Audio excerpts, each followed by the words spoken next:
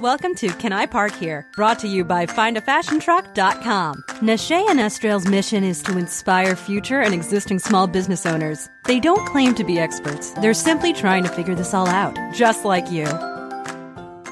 Hello, and welcome to another episode of the Can I Park Here podcast that can be found on StartAFashionTruck.com. I am Nashay, and I'm here with Estrell. Hey folks, I hope everybody is doing great. This is my birthday month. I just feel like I needed to say that. It's so irrelevant though. There is no need to tell people that this is your birthday month. I'm just saying I accept gifts. I'm just putting it out there. Just like... Wow. Digital or otherwise. It's just, it's like this. It's like, how some people are like, oh, I'm getting older. But I feel like good about it. Like, I feel good. And you know what my mom always says, and I always tell people this, is like, she's like, if you're not getting older, then you dead. But I'm still failing to see how it relates to the podcast. I just want to let everybody know I'm in a good mood and I'm spreading my good cheer to the listeners. Oh, okay. That's the point of it. Okay. And it's like, being a spring baby, it's like new beginnings. So fashion trucks out there, especially the ones that are in the cold states, like East Coast, Midwest, so forth. Fashion truck season is upon us, right? Get ready. Hopefully you've started thinking about your inventory. Hopefully you started thinking about like the different events that you want to do. Like, it's here. Like, spring is here. All right. So I guess that's where I was going. How about that? Okay. You should have got there sooner, but okay. We all thank you for that. Anyway. Right. Anywho, this episode we have Rupa. She is the owner and operator of Love This Mobile Boutique in Richmond, Virginia. We have another episode that talks about fair trade and ethically sourced products, which is awesome. Like, if that is your jam, then this would be a good episode for you to listen to. And so, okay, my box truck owners, don't be offended, because in here I do express, which I have before, my love for the Airstream. I love my box trucks too, but it's something about the Airstream, even though I know like you have to hitch it to the back and every once in a while you have to shine it up. It's something I just love about the Airstream. So I am team Airstream, and Estrell loves everything. And I love everything too. It's just, I just have an affinity like for the Airstream. It's like something about it that's kind of magical to me. I don't know why, but I love my box trucks too. So I'm not a hater. And remember, one of the things that Rupa said that drew her to an Airstream is that they're handmade as well. Rupa has a great story, and we think you guys will get a lot out of it. So here we go. Hello, everyone. We'd like to welcome Rupa here from Love This RVA. Welcome, Rupa. Thank you so much for having me. I'm so excited to have you on. I was just looking through like all of your stuff, and I just love your style. But before we even get into that, can you just tell the listeners a little bit about you before your mobile boutique? Yeah. So my background or my education is actually in architecture and art history. I went to Virginia Tech and actually practiced for like 8 or so years before I got married. And I was in Northern Virginia at that time. And then I moved to Richmond because my husband was here. And I was looking for a job in architecture, but it was in 2008 when the economy was like horrible. No one was building anything. So I was kind of in a brand new city. We didn't have we had one car, had no family and had no friends. And my husband just kind of suggested that I go check out this store in Carytown, which is kind of where all the shops are in Richmond, because it was kind of up my alley. And that store was 10,000 Villages, which they're the largest fair trade retailer. So that's kind of how I got into kind of this sustainable social entrepreneurship kind of world. But I think a part of me was always kind of that person that believed in sustainability and doing good and like being part of a movement that really drives change instead of just being kind of a bystander and watching things happen in front of me. Mm-hmm. Yeah. I mean, this is great because, last season, like early 2016, I knew you were going to mention that. It was totally by accident, but we ended up having like 5 or 6 episodes, and it was all about sustainable goods. Like we started off with Spirit of 608 podcast, like interviewing her because basically she interviews people that have sustainable businesses. And then all of a sudden we just happened to connect with all these mobile boutiques that also were only selling like sustainable items. And so we joked and said like by accident, that was like our sustainable season. So I think it's awesome that we have another mobile boutique that's also about kind of doing good, which is amazing.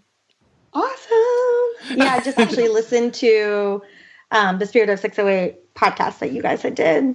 And she's awesome. And that interview was great. So yeah, she is absolutely amazing. Like you probably should go on there. But so you kind of, find out about this whole like sustainability movement and, about this boutique in Richmond. What made you jump to like saying like, you know what, I want to start something myself? And why did you decide to do a mobile boutique versus like a brick and mortar? Yeah. So I would go into 10,000 Villages and they had a volunteer program, and I wasn't working at the time. So I would just ask like all the questions that go behind fair trade in terms of like, how do you know the artisans get paid properly? Like, how do you find them? How do you design the products? And the volunteer program manager there was actually Amber. And she kind of like took me under her wing and said, hey, you need to volunteer here if you want to know more about fair trade. And so I came on board, and Amber and I actually started Love This together. We both kind of had this kind of longing for being a part of social change, and our aesthetic was the same, and our beliefs in like design are kind of like just aligned. And one thing about 10,000 Villages, which is amazing, is that when you go to their national conferences, and I just remember this clearly, the CEO would say, Doug Dirks was his name at the time. He would say, hey, like these are the artisans that 10,000 Villages has chosen to work with. And if you want to work with others, then open up your own shop. And the first principle of fair trade is to spread fair trade. So that kind of stuck with both of us. And, although we loved working at 10,000 Villages, believe in their mission, we just knew that there was a different aesthetic to fair trade, sustainable goods that do good. And we kind of wanted to bring that aesthetic of like minimal, contemporary, modern, classic kind of aesthetic to Richmond. And both of us at the time were in no place in our personal lives to kind of drop everything and get a loan and open up a bricks and mortar shop. So we were just kind of brainstorming ideas on what we could do. And I had just been to Austin and I had seen a cupcake shop in an Airstream trailer. And that was before like the food truck scene had kind of really taken place in Richmond. And so I came back and I was just like, Amber, I saw this really cool thing. I don't even know if we can do it. But then just started researching Airstreams and finding that, they're handmade. They've always been handmade. They take care in like placing great emphasis on the design and the aesthetic quality of it. And we were just like, whoa, that would just be the perfect home to put our goods that are all handmade, that do good, and will believe in the design as much as the social impact. So that's how that all. I didn't know they were handmade. I didn't know that either. I'm like, oh. Yep. And they're the only trailer brand that's outlasted, trailers. They were kind of the first to start, and there've been a bunch of brands that have come and gone, but they're still here and they're sought out because they're just beautiful. They are gorgeous. Not crappy plastic. Yeah, I remember Nashay like ogling every Airstream. It's like she wants one. But... I do. I don't even know what I would. I just want one to travel in. Because I show like all the ones, like even some of the ones we've interviewed, but then even some of the other mobile boutiques. It's just for some reason they're always like so beautiful inside, and I don't know if it's just like the Airstream itself, has like a certain look and feel that makes you just fall in love with it. But I guess I've just seen a lot of examples of mobile boutiques and just people who use them to travel where the inside is just always like gorgeous. I don't know. I love them. Definitely a beautiful piece of equipment. Did you buy yours new? No. There's no way. When we started looking, it was there was just a lot of like, oh my God, what are we going to pull it with? What if we find it in Arizona? Who is going to like drive all the way over there, bring it back over here? And so it was so we were doing like festivals and things just out of like a booth until we were able to find an Airstream. And our size is 20 feet. And that's like a really sought out size because it's small. So you can travel with it easily and park it places. So I just happened to be looking at Craigslist one day, and I found it in Harrisonburg, Virginia, which is like 2 hours away from Richmond, and it was already gutted, and they were selling it for like $3,000. Wow. So I was like, what? And so immediately emailed them and we're like, can we come and see this, please? And so our friend of ours had a pickup truck, and I was like, can I please buy this hitch for you? And can you please drive to Harrisonburg and pick this thing up if we're going to take it? And we get there, and the family was just, it was like this picturesque, beautiful, like in the mountains of Harrisonburg. They lived on this farm. The Airstream was parked in this huge, like, barn. And the family had like chickens everywhere, and their kids were like running around, and they were huge supporters of fair trade. And we were like, what? Like, if anything was meant to be, like, this is it. And they were having a really hard time, like, whether they wanted to give it away or not. And when they realized that, what we were going to do with it, they felt like, okay, this is what should happen to this Airstream. So we stayed close with them, and they helped us through the renovation process in terms of, like, guiding us to places where we could find pieces and what materials are better than others. That was nice of them. Yeah. So I'm just curious, like, and you may or may not know this because I know you're not like the Airstream, like expert, but can you get the height of the Airstream like to be a little bit taller? Like if I knew like that I wanted something that would work for me, like even with the curved size, could I find one maybe that has like that's taller? I don't know. I feel like all the ones that we went to see prior to purchasing this one were pretty much the same height. And then I'm just curious, like, what year was this? That we got the Airstream? Yes. It was in 2014. We got it in August of 2014. And we actually did an Indiegogo campaign to raise the funds to renovate it. Oh, wow. How did that turn out? It was really good. I think we didn't reach our funding goal, but I think we raised about $8,000. Wow. That's good. Now, with Indiegogo, if you don't reach your goal, do you still get to keep the money? But yes, that's the thing with Indiegogo. If you don't reach your goal, you still get to keep the money. Whereas on Kickstarter, if you don't reach the goal, then you don't get to keep anything. Right. Yeah. So that's why we decided to do Indiegogo. Cool. Yeah. But getting that much money, from friends, family, and strangers is amazing, because yeah, because not only does that cover the Airstream itself, but I'm assuming like a large part of that covered like putting together the interior too, right? Yes. And I think we would have been able to do everything within that amount if we hadn't had to hire somebody to finish it for us. Because my husband is also an architect, so we both were going to work on it together. And then I got pregnant, and then it was nearly impossible to do that.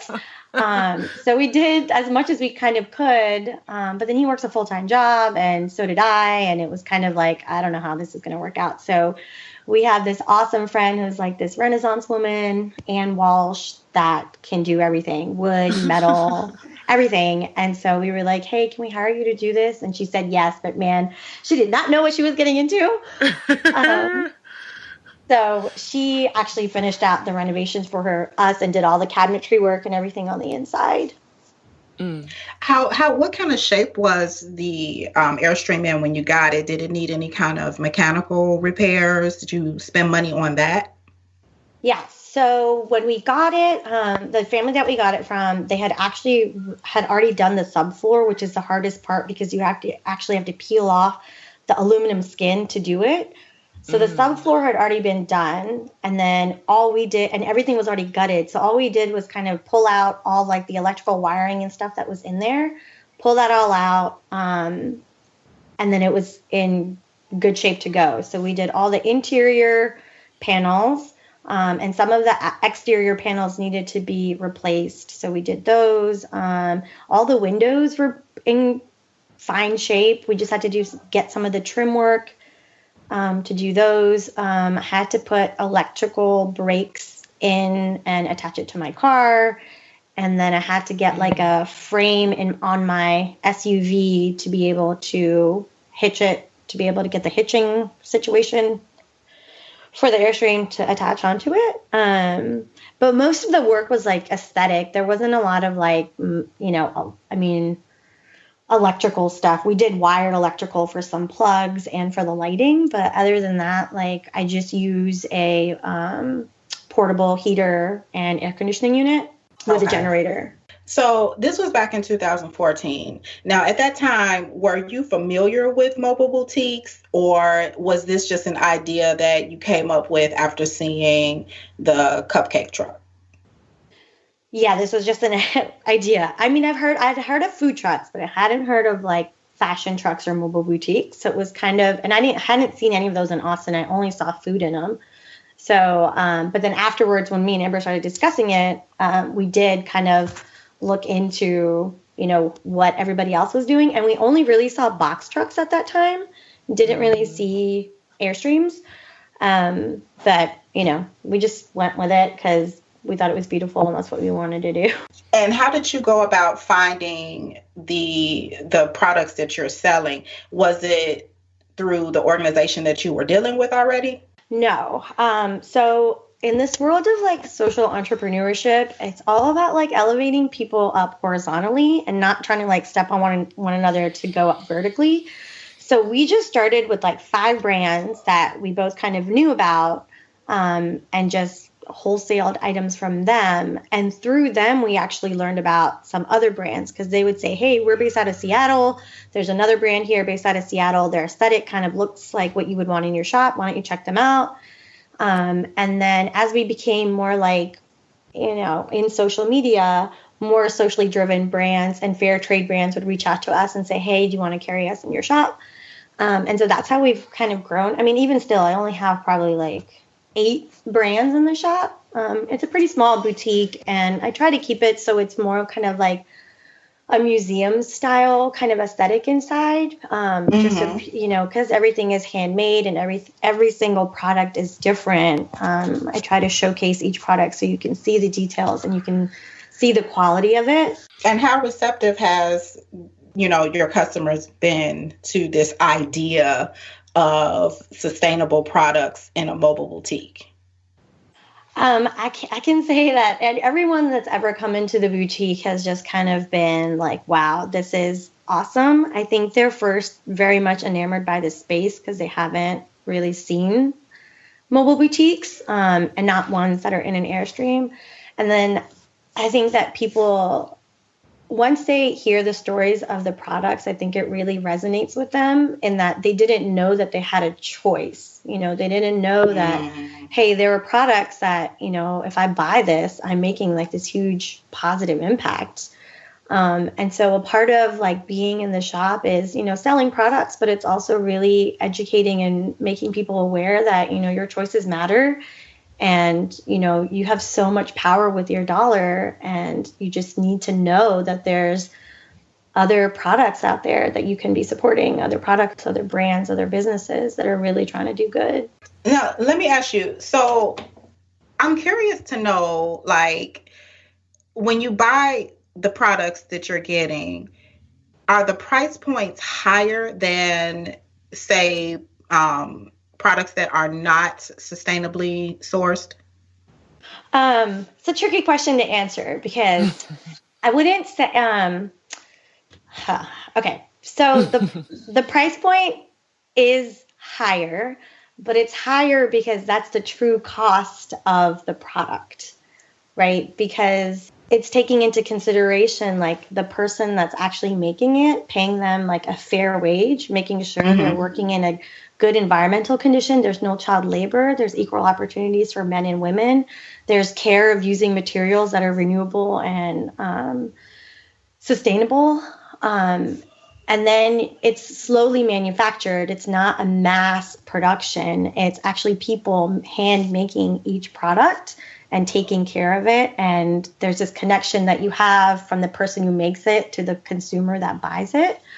And so that cost is all in there because it takes care of every single person that's in this supply chain, even though it's literally just the artisan that makes it, the brand that's kind of helping them market and design their product, and then like me, the retailer, selling it. And to get all that goodness, like that's the true cost of a product. Whereas products that aren't kind of going through that line, like somebody somewhere is sacrificing, whether it be the person or it be our environment or, you know, the consumer also. There's somebody is hurting in that process. Whereas fair trade and socially driven brands, like they're just making sure it's a different way of doing business where the person and the planet are really being taken care of and not taken advantage of. Yeah. Does that make sense? I understand. Okay. And, with my, the wall hangings that I make, I've been kind of contemplating going that route as well. But to get organic fair trade, yarn is like, oh my God, these are so expensive. Like me paying $30 or $40 for, something that I could get for $7 is like a big jump. Right. So that's going to be a big decision for me to make. Right. And you would pass on a part of that to the person that's purchasing it, right? Because it's kind of just understanding that, hey, this is what organic means. This is what fair trade means. And so you're getting like the story and background as to why this is the cost of something. It's not just you've decided one day to go from $7 to $40, Right. And so at this time, so this is 2014. I think you mentioned earlier too. So you had also a full-time job. So was it like a full-time job, mobile boutique, and about to have a baby? So let me back up. It was actually 2013. Oh, 13. Okay. And wait, hold on. I'm getting confused. When we started renovating the Airstream, I was actually pregnant with my second daughter. So I already had my first one. Oh. So it was kind of I had already quit my job and I was doing part-time architecture work, and I had a 2-year-old and I was pregnant and we were renovating the Airstream.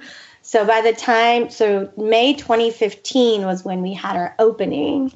And at that time I was just staying home with my kids, doing part-time architecture work and doing Love This, which was really hard. Right. So I guess that was my next question I was leading into. Did you decide to not do anything, like just stop doing kind of like the 9-to-5 or part-time job, or did you just continue to have both of them? And if so, like how did you balance that? So just recently, actually. So I used to have a partner in Love This, Amber. And so as of July of last year, I started doing Love This solo. And then in October, I quit my architecture job because I just could not, like, I just couldn't do it. It was just too much. And I thought I could, and I was, but I wasn't doing anything 100%. And I wasn't really happy at all. I was kind of just doing everything and constantly just busy. So quitting my architecture has been, it was hard because it gives income and it gives me happiness because I still love doing it. But it also gave me so much more space and time to kind of breathe a little bit. Mm-hmm. So right now I'm just taking care of my kids and doing Love This within the capacity that I can, knowing that like I quit my full-time job so I could stay at home with my kids. And then I quit my part-time job so that I could do Love This more. So I'm trying to find time in both of those areas that make me happy. And it's not necessarily a balance because one will be more than the other some days, some hours, some weeks, some months. So it's just kind of doing each to the point where I'm happy and I feel kind of like a whole person. Right, right. And then for this too, you know, what we've been asking people this season, because, you know, we see this question coming up in the Facebook group where people are trying to decide if they should do a mobile boutique, if they should quit their full-time job and just do this, if they should try to do both. But it all comes down to like being able to have a business that is lucrative enough to like pay your bills, be it rent, mortgage, whatever. So would you say now that you've been in business for a little bit, have you been able to turn a profit yet? Or are you still kind of in that breaking even phase? Definitely still in the breaking even phase because Love This really doesn't operate every day. It basically operates on an event and weekend based schedule and even seasonally. And I think it will, this year, I think we will either break even or possibly even make a profit because I think that type of business model can work. And I think the key to that is managing inventory, which is extremely aggravating and just annoying because you just cannot predict. You can predict as much as you can. You can take data from the last year, the same event, and it'll be completely different. And that's just the world of retail. But I think if inventory is managed properly and you've committed to like, you know, the time that you're going to be doing it, I think it can work out because kind of like your time and your inventory are what drive the sales. To some degree, you know, like if you have too much inventory and you're like, you know what, I'm only going to do like 3 events, then that makes like no sense. But if you're carrying inventory enough to sell out and be able to reorder and work it that way, I think it might work out. And actually, Laura from Tin Lizzy is who I like talked back and forth with on just like inventory and how she manages it because she's pretty much full time. Yeah, so she's having to like turn over her inventory all the time. Mm-hmm. And because I'm not, like, I kind of follow her. I asked her specifically, like, how do you manage your inventory? What do you do? And so she told me, and I feel like I'm going to take a little bit of what she said and a little bit of what I already do and kind of mesh those together. And hopefully we'll have a better idea of how to keep inventory kind of moving instead of just like sitting in the Airstream, which that sucks. Right, right. And I even see on your website you use Shopify, and I'm assuming because I have a Shopify site too, that helps you a little bit also because you can use their app while you're out. So have you had like a positive experience using Shopify to help manage inventory a little bit? Yeah, the Shopify has been awesome. The one thing I wish Shopify had was the ability to put your wholesale amount in there. So at any given time, I can be like, oh, this is how much I have on inventory, in inventory. But they do have apps that you can add on to Shopify to do that for you. No, I agree because like even for my stuff, I still use Etsy because Etsy has that wholesaler account, so it's just easier. Yeah. You know, so like that is like the one thing. I didn't even know they had like little apps that you could add to it, so I have to look that up. Mm-hmm. That's pretty cool. Oh my gosh, Shopify Help is like phenomenal. Like you ask them anything and they're just like, oh yeah, I will totally tell the Shopify people that you want that. And since we don't have it, here's what you can do to get it. Yeah, I love them too. That's why I'm like, we will get Shopify as like a sponsor on this podcast because we are always singing their praises. Yes, they are awesome. As we wrap up here, I'm just curious, what advice do you have for the mobile boutique owners out there that are in their first year, or even like future mobile boutique owners? Do you have any kind of like lessons learned?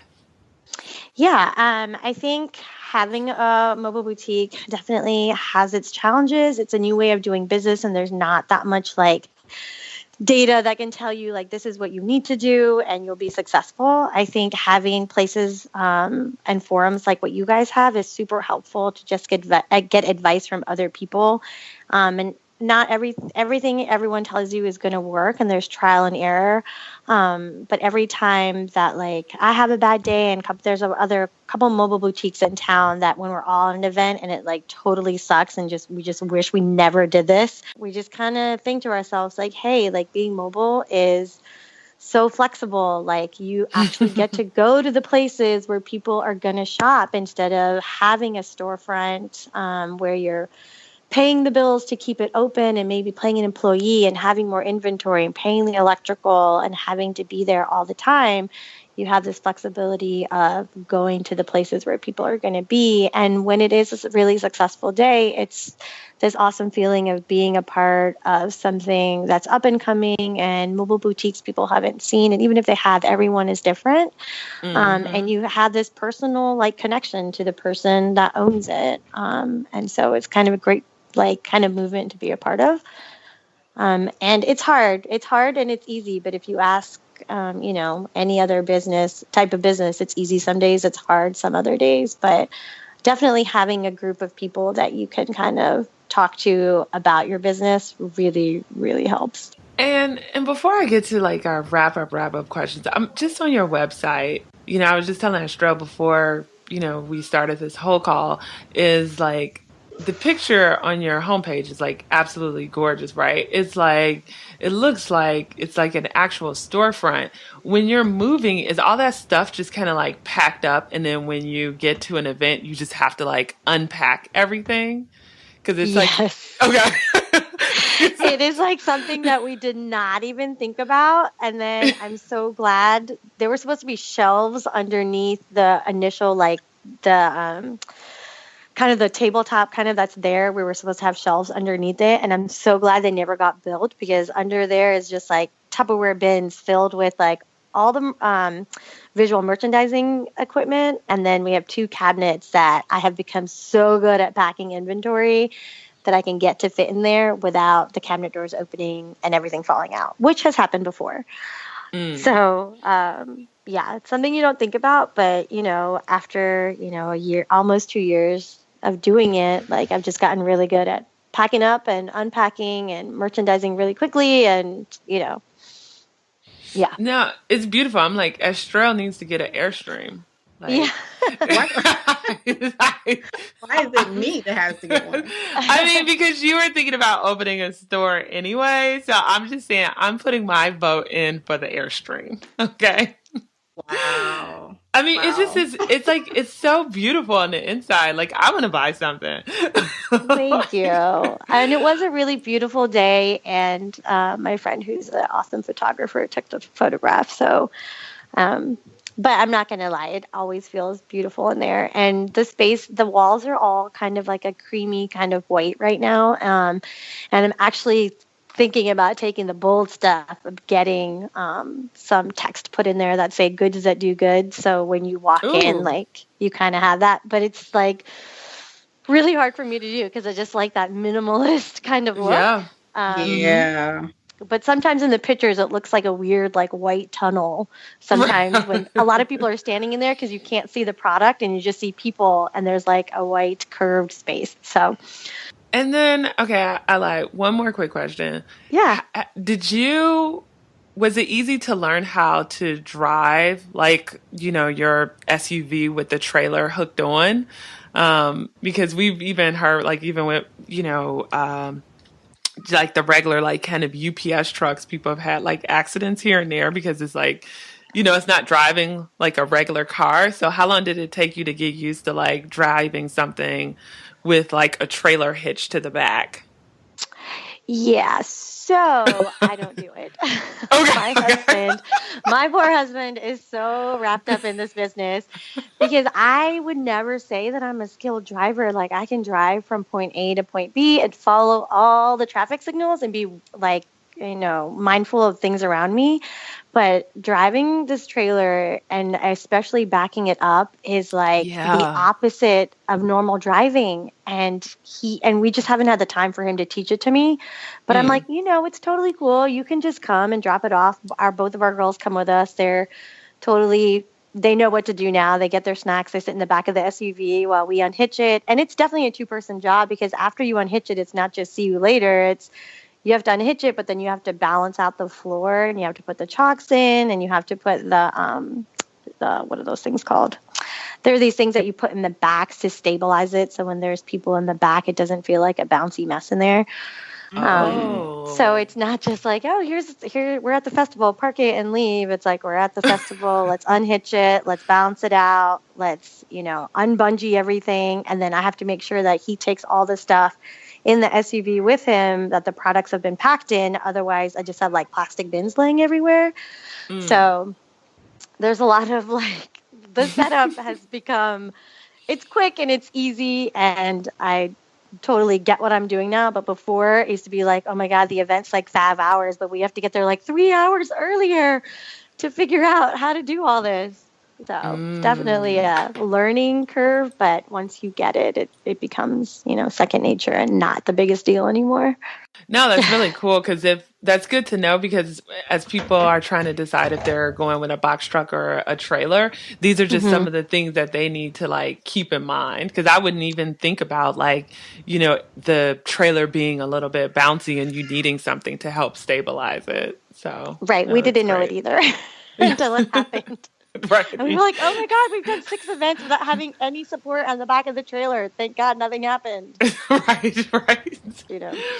And I feel like, it's just pretty cool. I feel like you're in a good place to just be in this type of business because Richmond, kind of like Austin, I guess, and a few other places, is a very artsy town. And so it seems like Richmond is like very receptive to businesses like yours. Because we interviewed, I think it was Textures Trend last year, and I want to say they're in Richmond too. And it seemed like they were doing pretty good out there. Yeah, definitely. It's a medium-sized city, but it's very community-like based. So I feel like everyone has a space to be here, and the community just rallies around anyone that's kind of like doing good for the community. So yeah, I love this city. I would never, ever, ever, ever, ever leave. Hey, that's good. That's a good place to be in. Yeah, definitely. Just a few wrap-up questions just to help the listeners get to know you a little bit better. Do you have a favorite podcast, blog, book, or TV show? And if so, what is it? Oh, man. So right now I'm watching Mozart in the Jungle, which Gael Garcia is the main dude in it. And I have had like major crush on him since I was so young. So I'm just watching it because of him. It's not really a great show at all. But I'm just watching it because of him right now. Yeah, I've never even heard of that. I don't even know what channel that comes on. It's on Amazon. It's on Amazon Prime. Oh, it's Prime. Okay. Yeah. And if you could have any celebrity, entertainer, model, athlete, whoever visit your mobile boutique, who would it be? Oh my gosh. Right now, it would just because all I ever do is read blogs on ethical, this, that, the other. There is this ethical blogger in New York. Her name is Elizabeth. And I would love to meet her and talk with her and have her just like pick her brain on where she thinks like sustainability and ethical fashion is going, and how like smaller boutiques can like help push that along. Oh, neat. Yeah, if you send us a link to her, we'll make sure to include her blog in the show notes and give her a little bit of love. Yeah. Awesome. Yes, I will. And what do you like to do just in your free time to wind down and de-stress? Oh man, that's so hard for me because I don't necessarily think I do that. I don't. I think it's maybe just like going out with my friends, and like having some wine and like talking about anything that anyone else is doing that's awesome and what they're interested about and what really moves them. That really makes me happy to see other people be inspired by things. So yeah, just getting together with some friends and talking and having some wine. And then are you Android or iPhone? And what's your favorite app? I am iPhone. And my favorite app is Feedly. Ooh, yes. You use it? Yes. Because so you can keep track of everything. So for the listeners out there, it's like, so anytime I find a good blog, like even the blog that you mentioned, you could subscribe to it and then you just go to Feedly and see kind of the latest posts from your favorite bloggers. And it's become my you know how everyone's like, I don't have anything to do. I'm waiting. I'm going to go on Facebook. I'm going to go on Instagram. But I have forced myself to be I'm going to go on Feedly because this is going to be much more of my time is going to be spent well. And then afterwards, I'm going to feel really good about the world rather than looking at Facebook and Instagram where most of the time I'm just oh my God, I feel really bad about myself right now. You're actually looking at things that matter, right? Really matter to you. Yeah. Yeah. And then I filling my brain with things that are going to make me do better things, hopefully, Yeah, no, I love everything about Feedly. Yeah. And I got so excited when you said it because you're the first person that actually uses Feedly that I know. Really? Yeah, every time I mention it, they're like, what is Feedly? Awesome. I got really excited because on the podcast that you did with Spirit 608, you guys were talking about the skim, and I'm I live off of that email because I live in a bubble, and I'm just whoa, I've never watched the news ever because I can't have it on in my house with my kids, so I'm this is the greatest thing. Oh my God. So I don't know if you have downloaded it already, but there's another one that I use. It's an app and it's by Refinery29 and it's called This AM. And then you click on the app and it says 8 things to know this AM. And then you could flip through those 8 things. And if one of the titles looks good to you, you could just click on it to read more about it. But if you don't want to, it's just the headlines of what's going on. So you're not completely clueless. So I kind of use that with Skim because it's I'm I don't have time to be watching the news. Just give me the highlights. Let me know what I need to know. Right. What would you attempt to do if you knew you could not fail? What would I attempt to do if I knew I would not fail?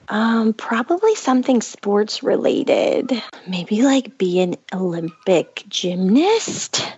That's different. Or something where I just feel that kind of skill level is just so magical. Not everybody has it. And when you do, it's such an accomplishment, Mm-hmm. Mm-hmm. So, yeah. No. Hey, go for it. So my little girl just walked in with her leotard. She's actually going to be the one that goes for the gold, or she's going to be the one that is in the Olympics 10 years from now. I would live vicariously through her. Right. Well, cool.